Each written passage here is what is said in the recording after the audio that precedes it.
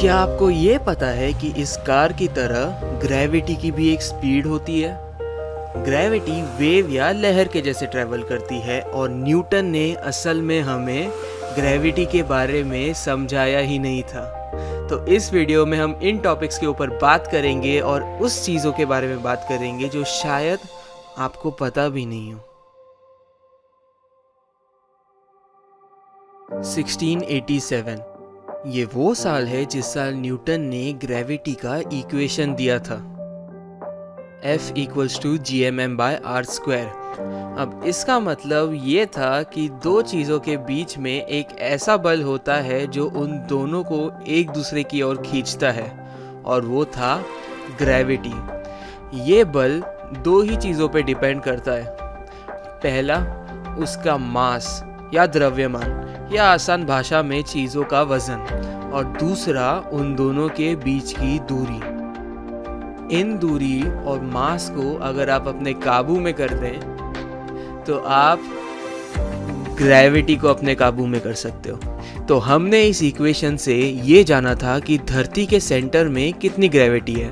अगर आपने वो वीडियो नहीं देखा तो ऊपर आई बटन पे, नीचे डिस्क्रिप्शन में और वीडियो के अंत में स्क्रीन पे मैं उसका लिंक दे दूंगा, तो आप अपने हिसाब से किसी भी वक्त उस वीडियो को जाके देख सकते हैं। किसी भी वक्त लगता है किसी भी चीज़ को धरती की तरफ गिरने में ग्रेविटी से। तो न्यूटन की इक्वेशन के मदद से हम वक्त जान सकते हैं किसी भी चीज़ के गिरने का। तो आप ये काफ़ी दिलचस्प एक्सपेरिमेंट कर सकते हैं कि अगर आप किसी भी जगह पे हों, जैसे पहाड़ या कोई खाई, और आपको गहराई नापनी हो कि ये कितना गहरा है, तो आप कोई भी पत्थर लेके उसको बस नीचे की तरफ छोड़ दें। जितना वक्त उस पत्थर को नीचे गिरने में लगेगा और ज़मीन को छूने में लगेगा, वो टाइम को नोट करके रखिए। अब उस टाइम का स्क्वायर, मतलब उस टाइम को अपने आप से मल्टीप्लाई कीजिए। जैसे कि अगर एक पत्थर को 5 सेकंड लगे तो उसका स्क्वायर हुआ 5 × 5 25। तो अभी उसमें एक ज़ीरो ऐड कर दीजिए और आपको ये पता चल जाएगा कि वो गहराई कितनी है। 250 मीटर।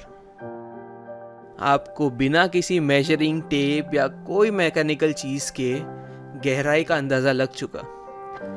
लेकिन इस वीडियो की शुरुआत में मैंने ये कहा था कि न्यूटन ने ग्रेविटी के बारे में समझाया ही नहीं था। तो ये क्या है? ये भी तो ग्रेविटी है। तो असल में ये कैलकुलेशंस हैं, रीजनिंग नहीं। न्यूटन ने हमें ये बताया था कि ग्रेविटी गिनते कैसे हैं, लेकिन उसने ये कभी नहीं बताया कि ग्रेविटी आती कहाँ से है। उसने ये बताया कि आप 250 मीटर की ऊंचाई से पत्थर फेंकोगे तो 5 सेकंड लगेंगे ज़मीन तक आने को, लेकिन पत्थर ज़मीन तक आता ही क्यों है वो उसने कभी नहीं बताया। वो बात जानने के लिए हमें कई साल और रुकना पड़ा, जिसके बाद 1905 में एक ऐसा साइंटिस्ट आया जिसकी शक्ल हम सबको पता है, एल्बर्ट आइंस्टाइन। एल्बर्ट आइंस्टाइन ने कहा कि कोई चीज़ जिसका मास होता है वो स्पेस में दूसरे चीज़ को अपनी तरफ खींचती है, क्योंकि वो स्पेस को ही मोड़ देती है। जैसे कि ये ट्रैम्पोलिन में अगर मैं बॉल रखूं तो दूसरी चीज़ें वैसे ही उसके चक्कर लगाएंगी जैसे बॉल ट्रैम्पोलिन को मोड़ेगा। ये वैसे ही चक्कर लगते हैं जैसे चांद धरती के या धरती सूरज के लगाती है। तो उसने ग्रेविटी पे एग्जैक्टली जो बोला वो तो काफ़ी कॉम्प्लेक्स है और उसका एक अलग से पूरा वीडियो बन सकता है, जो बनेगा भी। लेकिन इस वीडियो के लिए समझने के लिए ट्रैम्पोलिन काफ़ी है। लेकिन ट्रैम्पोलिन की सतह काफ़ी सख्त है क्योंकि वो सॉलिड है और उस पर कोई चीज़ का ज़्यादा आसानी से बदलाव नहीं आता, लेकिन आता है पानी में। तो उसका एग्जाम्पल हम बाद में लेंगे।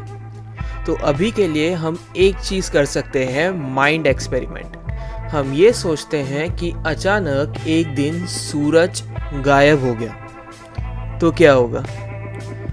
सूरज उतना दूर है कि लाइट को हम तक आने के लिए 8 मिनट और 20 सेकंड लगते हैं। तो एग्जैक्टली उतने वक्त बाद अंधेरा हो जाएगा और हमें पता चल जाएगा कि सूरज चला गया है। लेकिन क्या उस 8 मिनट और 20 सेकंड में ग्रेविटी के वजह से हमें नहीं पता चलेगा? अगर ग्रेविटी उस 8 मिनट और 20 सेकंड होने से पहले ख़त्म हो गई तो हमें पता चल सकता है कि सूरज गुम हो गया है, क्योंकि धरती अपना रास्ता बदल देगी।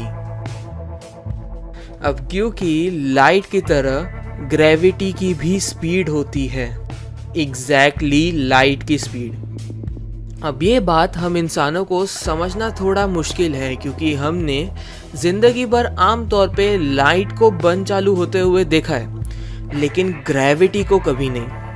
तो इसका आसान विजुअलाइजेशन दे सकते हैं पानी पे आके। तो समझिए कि पानी स्पेस है और स्पेस पे रखी हर एक चीज़ उसको बेंड कर रही है, और अभी इस स्पेस के ऊपर ये बूंद है सूरज। तो अगर अचानक से ये बूंद चले जाएगा तो उसका प्रभाव कैसा दिखेगा, चलिए देखते हैं। तो जैसा आप देख सकते हैं, उस बूंद के जाने से वेव्स बन रहे हैं। तो अगर सूरज भी अचानक गायब हो गया तो इसी तरीके की वेव बनेगी, लेकिन वो होंगी ग्रेविटेशनल वेव, जो हम तक आने के लिए वक्त लगाएंगी, क्योंकि उन्हें ट्रैवल करना पड़ता है। अगर ग्रेविटी को ट्रैवल नहीं करना पड़ता तो जैसे ही सूरज जाता, बिना एक सेकंड के हमारा पाथ चेंज हो जाता। तो ग्रेविटी से हम ये सीख सकते हैं कि कुछ बदलाव ऐसे होते हैं जो तुरंत हमें नहीं दिखते। वो हो रहे हैं, बस दिखने को थोड़ा सा वक्त लगाते हैं।